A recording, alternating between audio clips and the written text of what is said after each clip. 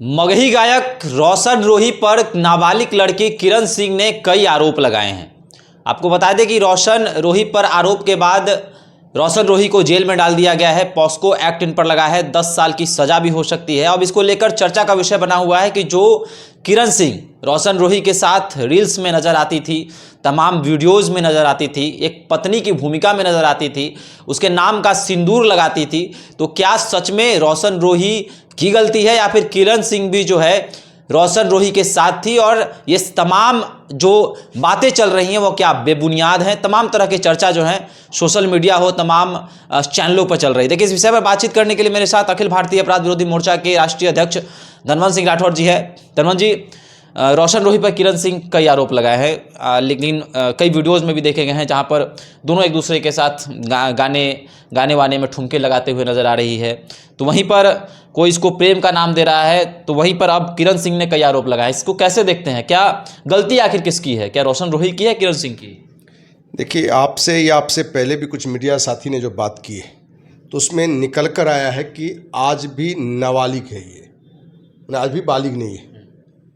तो भाई, नाबालिग आज है और 5 साल पहले से रोशन रोही के साथ किरण सिंह का प्रेम प्रसंग था, तो किस उम्र में था ये सोचने वाले। क्या वो उम्र प्रेम प्रसंग वाला था? और यदि ये घटनाएं घटी, माने प्रेम, लोग तो कहते हैं कि प्रेम कहीं भी हो जाता है, किसी उम्र में हो जाता है, किसी से हो जाता है, दिल लगी दीवार से तो परी का क्या काम। तो एज का भी प्रेम में लोग मायने नहीं मानते हैं।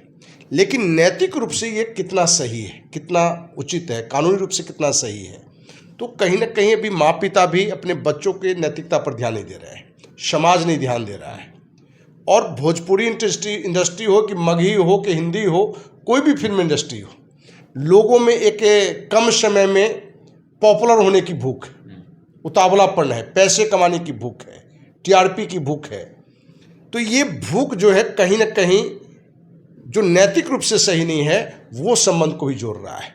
अब इस पूरी घटना में मान लीजिए कि आप नाबालिग हो, यदि प्रेम संबंध था या नाबालिग की स्थिति में जो आपने जानकारी दिया और भी पत्रकार ने जानकारी दी कि इसकी शादी भी हो गई है, तो क्या शादी जिसका हो चुका हो, कानूनन हो भले गलत हो, कानून की नज़रिया अलग है, एक सामाजिक कार्यकर्ता की नज़रिया अलग होता है, तो कानून की नज़र में भले वो अपराधी है, लेकिन सामाजिक नज़र में तो पति पत्नी, ये क्या, यहाँ तो हजारों जोड़ा ऐसा है जो नाबालिग है और उसकी शादी हो चुका है, कानूनी कार्रवाई भी नहीं होती है क्योंकि आप उसके विरोध नहीं जाते हैं।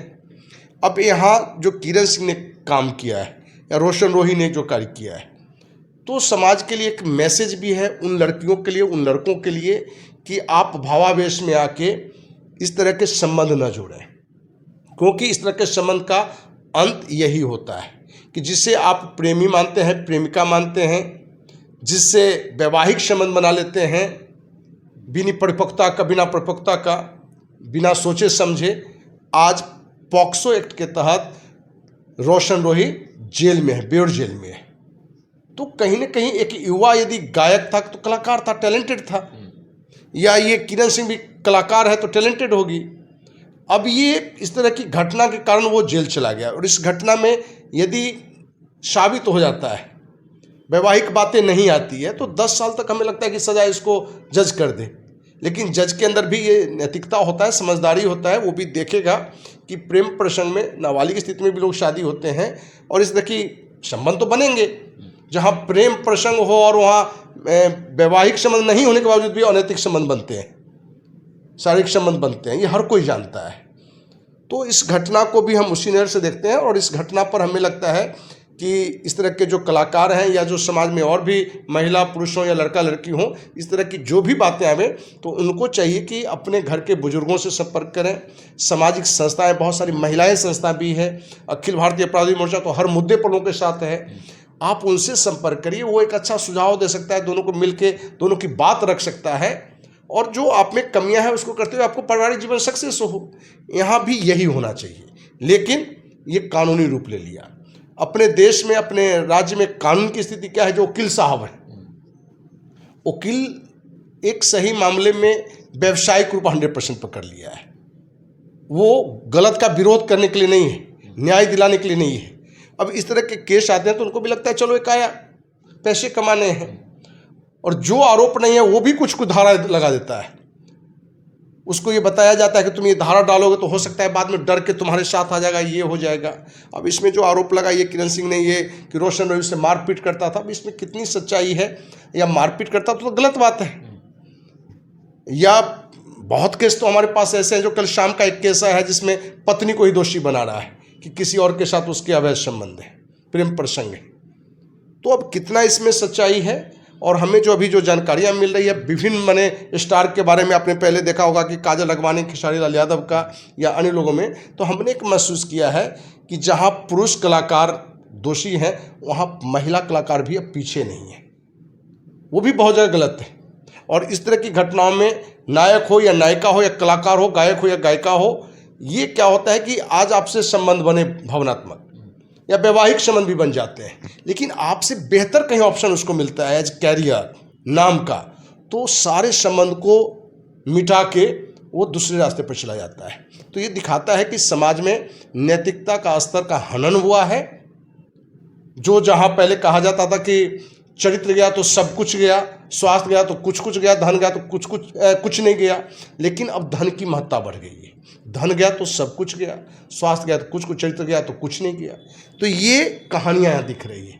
तो इसमें समाज को भी आगे आना चाहिए और सामाजिक संगठन और आप जैसे मीडिया का भी जिम्मेवारी है कि यहाँ भी एक तो इन लोग की जो नैतिक स्तर गिर रहा है उस पर, और सरकार को भी चाहिए कि जो फिल्मी कहानियाँ बन रही है तो कहीं ना कहीं वो समाज में जहरी घोल रहा है और उसी का असर इस तरह के कलाकार पर दिख रहा है। समाज, वही अगला प्रश्न ही था कि समाज पर इसका क्या असर पड़ेगा, क्योंकि नाबालिग लड़कियों के साथ वो प्रेम प्रसंग में पड़ जा रही हैं, शादीशुदा मर्दों के साथ कलाकार जो है वह प्रेम प्रसंग में पड़ जा रहे हैं, जैसा कि खेसारी लाल यादव, काजल अगवानी का प्रकरण है।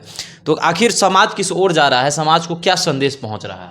देखिए, हमारे पास एक केस आया था, 13-14 साल का लड़का, दोनों हमें लगता है कि 8वीं-9वीं क्लास में था और दोनों के अनैतिक संबंध बन गए। उनके एक ने तो थाना भी चला गया था, भले वो FIR नहीं हुआ, बाद में हमारे पास आए, हमने दोनों पक्ष की बात की और जो समझ में आया तो लगा कि लड़का लड़की दोनों कहीं ना कहीं नशे के आदी भी थे और उसी आदि में ये गलत संबंध हो गया। 13-14 साल के बच्ची की बात हम कर रहे हैं, लड़का लड़की की बात कर रहे हैं। तो वहाँ समझदारी ये माँ बाप की होनी चाहिए कि इसको एक गलती मान के, और ऐसी गलती जिसमें दोनों की दूरी बनाई जाए, दोनों को समझाया जाए, न कि इसको कानूनी रूप दिया जाए।